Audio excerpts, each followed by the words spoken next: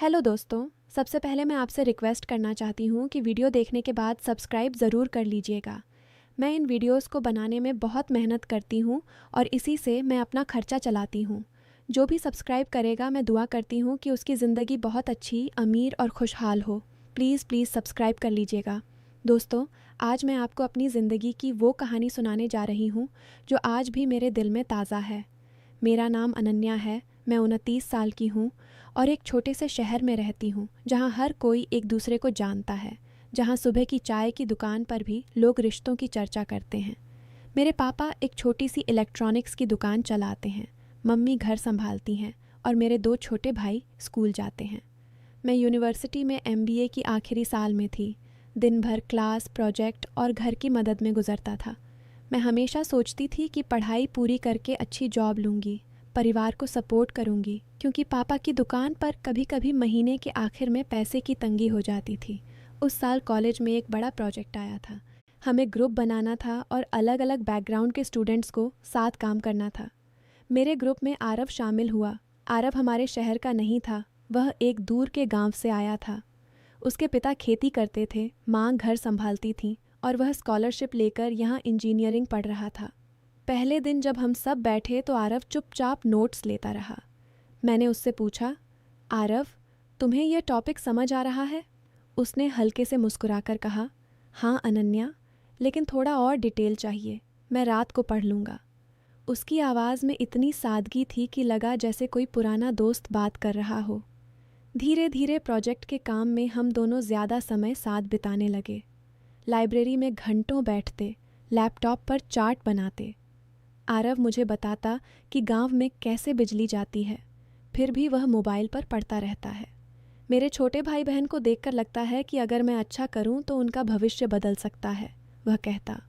मैं उसे अपनी बातें सुनाती, कैसे पापा कहते हैं कि लड़की की ज़िंदगी में शादी पहले आती है, लेकिन मैं कहती हूँ कि पहले मैं खुद को स्थापित करूँ।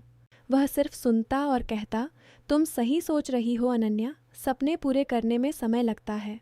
उन बातों में कुछ ऐसा था जो मुझे अंदर तक छू जाता। मैं उसके मैसेज का इंतज़ार करने लगी। रात को जब वह कल लाइब्रेरी में मिलते हैं लिखता तो मन में एक हल्की सी खुशी दौड़ जाती। कोई बड़े बड़े शब्द नहीं, बस सच्ची बातें। कभी कभी पार्क में चाय पीने जाते। वह अपना लंच बॉक्स साथ लाता और कहता, माँ ने बनाया है, तुम भी ट्राई करो। मैं हंसकर कहती, आरव, तुम इतने जिम्मेदार क्यों हो, थोड़ा अपना भी सोचो। वह मुस्कुराता और कहता, जिम्मेदारी ही तो जीवन है ना। उसकी ये बातें मुझे अच्छी लगतीं। मैं सोचती कि यह भावनाएं क्या हैं, लेकिन कभी कुछ कहा नहीं, क्योंकि घर में मम्मी का चेहरा याद आता, पापा की चिंता याद आती। हम सिर्फ बातें करते, एक दूसरे का सम्मान करते। एक दिन फेस्ट के दौरान हम सब ग्रुप के साथ घूम रहे थे। आरव ने मुझे एक किताब दी जो उसने गांव से मंगवाई थी। तुम्हारे प्रोजेक्ट में काम आएगी, उसने कहा। मैंने उसे थैंक यू कहा और मन में सोचा कि कितना खूबसूरत है यह इंसान। लेकिन उसी शाम एक क्लासमेट विक्रम ने हमें साथ देख लिया। विक्रम अमीर परिवार का था। उसके पापा बड़े बिजनेसमैन थे। वह मुझे पहले से पसंद करता था, लेकिन मैंने कभी ध्यान नहीं दिया। उसने मन में कुछ गलत सोच लिया। अगले दिन सोशल मीडिया पर एक पोस्ट वायरल हो गया। विक्रम ने आरव की आवाज़ एडिट करके एक ऑडियो बनाया था, जिसमें लग रहा था कि आरव किसी से कह रहा है, अनन्या के परिवार से मदद ले लूँगा, फिर अपनी पढ़ाई पूरी करके गांव लौट जाऊँगा। साथ में फेक चैट स्क्रीनशॉट भी थे, जहां आरव मुझे पैसे मांगता दिख रहा था।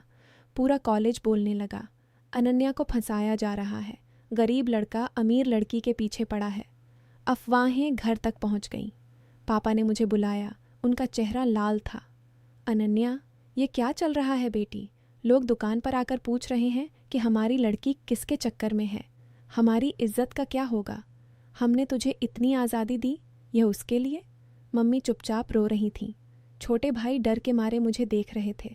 मैंने कहा, पापा ये झूठ है। लेकिन वे बोले, झूठ कैसे? प्रूफ तो है। अब तू आरव से बात मत करना, पढ़ाई पर ध्यान दो, वरना शादी की बात शुरू कर देंगे। घर का माहौल बिगड़ गया।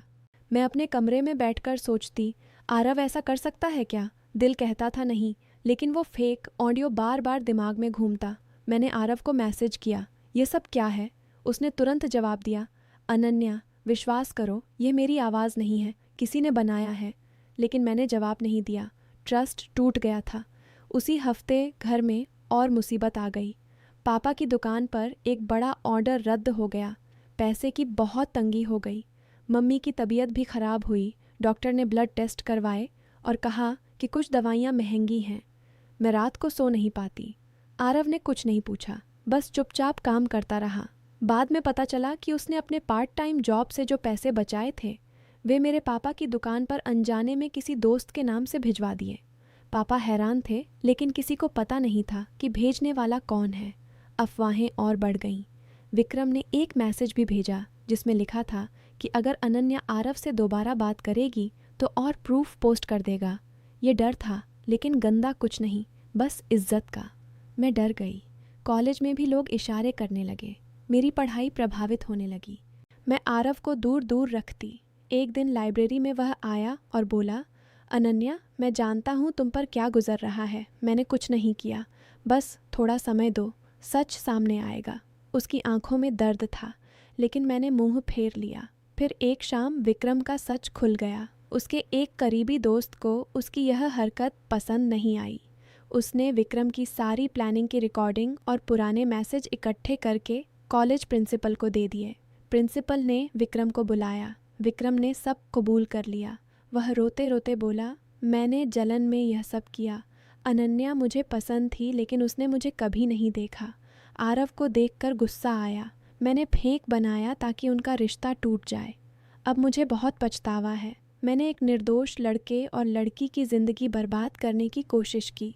मैं बदल जाऊंगा, कभी किसी की इज्जत से खिलवाड़ नहीं करूंगा। प्रिंसिपल ने विक्रम को सख्त चेतावनी दी और उसे पब्लिकली माफ़ी मांगनी पड़ी। उसने सोशल मीडिया पर पोस्ट भी किया और मेरे परिवार को फ़ोन करके माफ़ी मांगी। अंकल, मैंने गलती की। आपकी बेटी और आरव दोनों सच्चे हैं। मैंने झूठ फैलाया। अब मैं खुद को कभी माफ़ नहीं कर पाऊंगा। पापा ने कहा, बेटा, गलती से सीख लो। इज्जत कमाना आसान नहीं होता। जब सच सामने आया तो मैं आरव से मिली। लाइब्रेरी के पीछे वाले बेंच पर बैठकर मैं रो पड़ी। आरव, मुझे माफ़ कर दो। मैंने तुम्हें शक किया। वो प्रूफ देखकर आरव ने मेरे कंधे पर हाथ रखा, बस हल्के से, सम्मान से, और बोला, अनन्या, रियल लाइफ में ऐसे टेस्ट आते रहते हैं। मैंने कभी गलत नहीं सोचा। तुम्हारा परिवार तुम्हारी इज्जत के लिए चिंतित था, ये स्वाभाविक है। उसकी बात सुनकर मुझे राहत मिली। घर लौटकर मैंने पापा को सब बताया। पापा चुप रहे, फिर बोले, बेटी, हमने भी गलती की। आरव जैसे लड़के को सिर्फ अफवाहों पर जज कर लिया। हमारी सोसाइटी ने हमें अंधा बना दिया। अब मैं उसे बुलाता हूँ। अगले दिन पापा ने आरव को घर बुलाया। दुकान पर चाय पीते हुए पापा बोले, बेटा आरव, तुमने चुपके से हमारी मदद की। हम जान गए। तुम्हारी मेहनत और ईमानदारी देखकर हमें पछतावा हो रहा है। हमने तुम्हें गलत समझा। मम्मी ने भी कहा, आरव बेटा, तुम्हारे जैसे लोग आजकल कम हैं। हमारी गलती के लिए माफ़ी चाहते हैं। आरव ने कहा, अंकल, कोई बात नहीं। परिवार की चिंता जायज़ है। मैं भी अपनी पढ़ाई और जॉब पर पूरा ध्यान दूंगा। अनन्या का करियर सबसे पहले है। उस दिन घर का माहौल बदल गया। पापा ने मुझे कहा, अनन्या, अब तू बेफिक्र होकर पढ़ाई पूरी कर। शादी की बात हम बाद में करेंगे जब तुम तैयार हो जाओ। हमने सीख लिया कि रिश्तों में विश्वास रखना पड़ता है, अफवाहों पर नहीं। आरव को कुछ महीने बाद अच्छी जॉब मिल गई, उसके गांव के पास वाली कंपनी में। हम अब भी बात करते हैं, लेकिन अब सब समझदारी से। कभी कभी वह शहर आता है तो पार्क में चाय पीते हैं। अब न कोई शक, न कोई डर, सिर्फ सम्मान और एक सच्चा दोस्ती का रिश्ता जो रियल लाइफ की सारी चुनौतियों से गुजर चुका है। दोस्तों, इस कहानी से एक बात साफ होती है। जीवन में भावनाएं आती हैं, प्यार का एहसास होता है, लेकिन रियलिटी हमेशा सामने होती है। परिवार की इज्जत, करियर की जिम्मेदारी, पैसे की तंगी, सोसाइटी की नज़र, झूठी अफवाहें और फेक सबूत रिश्तों को तोड़ सकते हैं, लेकिन सच्चाई हमेशा निकल कर आती है। जो गलती करता है उसे पछतावा होता है, और अगर वह सच में बदलना चाहे तो बदल जाता है। विक्रम ने अपनी गलती मानी और अब वह कभी किसी को नुकसान नहीं पहुंचाता। मेरे माँ बाप ने अपनी सोच बदली और आज वे आरव को अपना बेटा जैसा मानते हैं। और मैंने सीखा कि विश्वास टूटने पर भी उसे फिर से जोड़ने की हिम्मत रखनी चाहिए। सच्चा रिश्ता कभी जल्दबाजी नहीं करता, वह परिवार और अपनी ज़िंदगी की हकीकत के साथ चलता है। तब जाकर खुशहाली मिलती है। अपना ख्याल रखना और याद रखना, सच्चाई और समझदारी से आगे बढ़ो तो जीवन खुद सुंदर हो जाता है। ग्लोबल चाइल्ड हंगर और स्टंटिंग का मसला आने वाली नस्ल की सेहत, प्रोडक्टिविटी और इंटेलेक्ट को कैसे नुकसान पहुंचाता है। आज की दुनिया में ग्लोबल चाइल्ड हंगर और स्टंटिंग एक बड़ी समस्या बन चुका है, जो न सिर्फ आज के बच्चों को बल्कि आने वाली नस्ल को भी गहरा नुकसान पहुंचा रहा है। हंगर मतलब भूख, जिसमें बच्चे को काफ़ी पौष्टिक आहार नहीं मिलता, और स्टंटिंग वो हालत है जिसमें बच्चा उम्र के हिसाब से हाइट में छोटा रहता है। ये क्रॉनिक मलन्यूट्रिशन का निशान है। यूनिसेफ और WHO के लेटेस्ट 2025 रिपोर्ट्स के मुताबिक 2024 में दुनिया भर में 105.2 मिलियन बच्चे अंडर 5 एज के स्टंटेड थे, यानी 33.2% बच्चों पर यह असर पड़ा है। ये संख्या 2012 के 180 मिलियन से कम हुई है, लेकिन अभी भी बहुत ज़्यादा है। हंगर की बात करें तो 673 मिलियन लोग भूखे थे, यानी ग्लोबल पॉपुलेशन का 8.3%। अफ्रीका और साउथ एशिया में ये सबसे ज़्यादा है। यह सिर्फ स्टैटिस्टिक्स नहीं, बल्कि एक ऐसी चेन है जो सेहत, दिमाग की तरक्की और फ्यूचर प्रोडक्टिविटी को तबाह कर देती है। इस ऐसे में हम देखते हैं कि ये मसला आने वाली नासाल की ज़िंदगी को कैसे बर्बाद कर रहा है। पहले सेहत की बात करते हैं। बच्चे का पहला 1000 दिन गर्भ से लेकर 2 साल तक दिमाग और शरीर के डेवलपमेंट का सबसे इम्पॉर्टेंट टाइम होता है। अगर इस दौरान पौष्टिक खाना ना मिले तो इम्यून सिस्टम कमज़ोर हो जाता है। स्टंटेड बच्चों में इन्फेक्शंस जैसे डायरिया, पनोमोनिया और मलेरिया का खतरा डबल हो जाता है। WHO के डेटा से पता चलता है कि स्टंटिंग वाले बच्चों की मोर्टेलिटी रेट नॉर्मल बच्चों से 4-5 गुना ज़्यादा होती है। लॉन्ग टर्म में ये बच्चे बड़े होकर नॉन कम्युनिकेबल डिजीज़ जैसे डायबिटीज़, हार्ट प्रॉब्लम्स और हाई ब्लड प्रेशर के शिकार बनते हैं, क्योंकि बचपन में न्यूट्रिएंट्स की कमी से सेल्स और ऑर्गन्स प्रॉपरली डेवलप नहीं होते। माँ अगर स्टंटेड होती है तो उसके बच्चे भी लो बर्थ वेट के साथ पैदा होते हैं, जो इंटरजेनरेशनल साइकिल को कंटिन्यू करता है। मतलब आज का स्टंटेड बच्चा कल का स्टंटेड पेरेंट बन जाता है। इससे आने वाली नस्ल की ओवरऑल सेहत में परमानेंट नुकसान होता है। वो कमज़ोर, बीमार और कम उम्र तक जीने वाले लोग बन जाते हैं। एक स्टडी के मुताबिक स्टंटिंग से लाइफ टाइम हेल्थ कॉस्ट्स बढ़ जाते हैं और हेल्थ केयर सिस्टम पर बोझ पड़ता है। अब इंटेलेक्ट और कॉग्निटिव डेवलपमेंट की तरफ आते हैं, जो सबसे बड़ा नुकसान है। दिमाग का 80% डेवलपमेंट पहले 2 सालों में होता है। न्यूट्रिएंट्स जैसे प्रोटीन, आयरन, जिंक और ओमेगा 3 फैटी एसिड्स की कमी से ब्रेन सेल्स और न्यूरल कनेक्शंस नहीं बनते। रिसर्च पेपर्स जैसे Meta analysis in journal of global health दिखाते हैं कि स्टंटेड बच्चों का IQ नॉर्मल बच्चों से 11% कम होता है। उनमें executive function, memory, problem solving और लैंग्वेज स्किल्स में कमी होती है। स्कूल में ये बच्चे लेट एनरोल होते हैं, ग्रेड्स कमाते हैं और ड्रॉप आउट रेट हाई होता है। एक स्टडी के मुताबिक स्टंटिंग से 0.7 ग्रेड स्कूलिंग कम हो जाती है और स्कूल स्टार्ट करने में 7 महीने डिले होता है। ये सिर्फ पढ़ाई नहीं, बल्कि लाइफ स्किल्स को भी अफेक्ट करता है। ऐसे बच्चे कॉन्फिडेंट नहीं होते, सोशल इंटरेक्शन में पीछे रहते हैं और क्रिएटिविटी कम होती है। लॉन्ग टर्म में ये अडल्ट्स कम एजुकेटेड, कम स्किल्ड और कम इनोवेटिव बनते हैं। आने वाली नस्ल में ये इंटेलेक्ट की कमी से साइंस, टेक्नोलॉजी और इनोवेशन में पीछे रह जाएगी। दुनिया जो AI और नॉलेज इकोनॉमी की तरफ बढ़ रही है, उसमें ये नस्ल कम्पीट नहीं कर पाएगी। स्टडीज़ शो कि अर्ली स्टंटिंग से कॉग्निटिव स्कोर्स में 2-3 पॉइंट्स का परमानेंट लॉस होता है, जो लाइफ टाइम तक रहता है। प्रोडक्टिविटी और इकोनॉमिक इम्पैक्ट सबसे गहरा नुकसान है फ्यूचर जनरेशन्स पर। स्टंटेड बच्चे बड़े होकर कम प्रोडक्टिव वर्कर्स बनते हैं। वर्ल्ड बैंक के एस्टिमेट्स के मुताबिक मलन्यूट्रिशन से डेवलपिंग कंट्रीज़ का GDP 11% तक घट जाता है। Average 7% per capita income loss. Private sector को हर साल 135 से 264 बिलियन डॉलर्स का नुकसान होता है, क्योंकि उनके एम्प्लॉयज़ बचपन में स्टंटेड थे, जिससे उनकी अर्निंग 20% तक कम हो जाती है। जैसे पेरू में 10.1% GDP लॉस होता है स्टंटिंग से। इंडिया, पाकिस्तान, बांग्लादेश जैसे कंट्रीज़ में ये और भी ज़्यादा है, क्योंकि यहाँ स्टंटिंग रेट्स हाई हैं।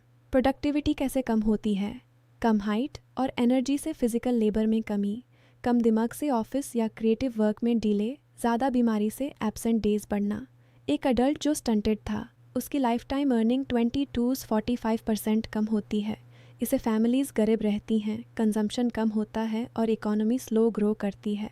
आने वाली नस्ल को ये साइकिल रोक देता है।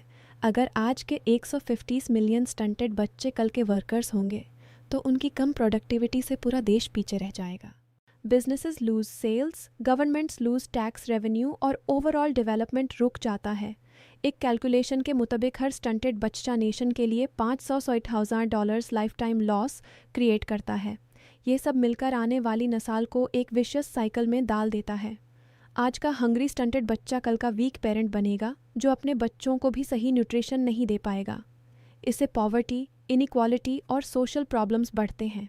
कंट्रीज़ जो इस मसले को इग्नोर करते हैं उनकी फ्यूचर वर्कफोर्स अनहेल्थी, अनएजुकेटेड और अनप्रोडक्टिव होगी जो ग्लोबल कंपटीशन में हार जाएगी। क्लाइमेट चेंज, कॉन्फ्लिक्ट्स और इकोनॉमिक क्राइसिस इसको और बढ़ा रहे हैं। जैसे अफ्रीका में हंगर बढ़ रहा है, लेकिन ये इरिवर्सिबल नहीं है। अगर हम अब एक्शन लें, ब्रेस्ट फीडिंग प्रमोट करें, सप्लीमेंट्री फीडिंग, सैनिटेशन इम्प्रूव करें और एजुकेशन दें तो ये साइकिल टूट सकता है। न्यूट्रिशन इंटरवेंशंस पर $1 खर्च करने से $8,138 रिटर्न मिलता है। कंक्लूजन में, ग्लोबल चाइल्ड हंगर और स्टंटिंग सिर्फ बच्चों की प्रॉब्लम नहीं बल्कि ह्यूमैनिटी की फ्यूचर की प्रॉब्लम है। यह आने वाली नस्ल की सेहत को कमज़ोर, इंटेलेक्ट को डल और प्रोडक्टिविटी को ज़ीरो कर देता है। इन 150 मिलियन स्टंटेड बच्चों का मतलब है कि पूरा जनरेशन रिस्क पर है। गवर्नमेंट्स, NGOs और ग्लोबल कम्युनिटी को मिलकर काम करना चाहिए। फंडिंग बढ़ाना, पॉलिसीज स्ट्रिक्ट बनाना और अवेयरनेस फैलाना। अगर हम आज इन्वेस्ट नहीं करेंगे तो कल हमारी नस्ल फिज़िकली वीक, मेंटली स्लो और इकोनॉमिकली बैकवर्ड होगी। टाइम अभी है। हर बच्चे को पौष्टिक खाना, सही केयर और अपॉर्चुनिटी देना ज़रूरी है ताकि वो अपनी पूरी पोटेंशियल अचीव कर सके। सिर्फ तभी हम एक हेल्थी, प्रोडक्टिव और इंटेलिजेंट फ्यूचर बिल्ड कर पाएंगे। ये हमारा मॉरल ड्यूटी और इकोनॉमिक नेसेसिटी दोनों है। Word count approx 920।